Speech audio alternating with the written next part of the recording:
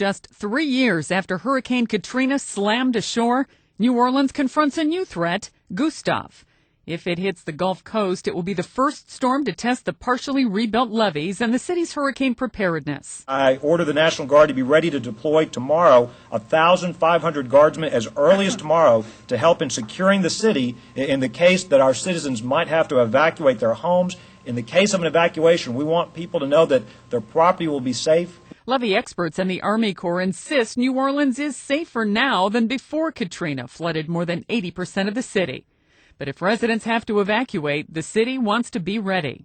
Landfall, as we appreciate it, is expected to be at midnight on Monday. So we still have some time. I encourage all of our citizens to go to work immediately on your personal plans. Make sure that you know what you're going to do, where you're going to go. Officials still have a few days to make final preparations.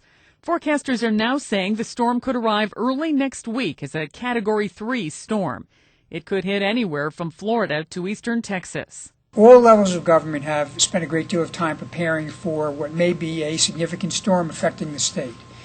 Ultimately, the success of how we weather the storm lies in the hands of individual citizens. Some residents told the AP they've already made preparations in the event they have to evacuate. After Katrina, we're pretty much prepared. We know what's coming. All I have to do is run and get the plywood that I already have and put it up. Right now, we're going to the Saints game, but we're watching the weather, and we're going to make our final decision Saturday whether to stay or go. Right now, the storm is taking aim at Jamaica.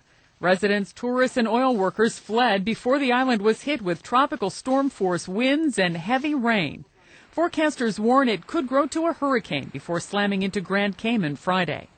Meanwhile, Tropical Storm Hannah is forming in the Atlantic, but forecasters say it's too early to predict whether it could threaten the U.S. Sandy Kozel, The Associated Press.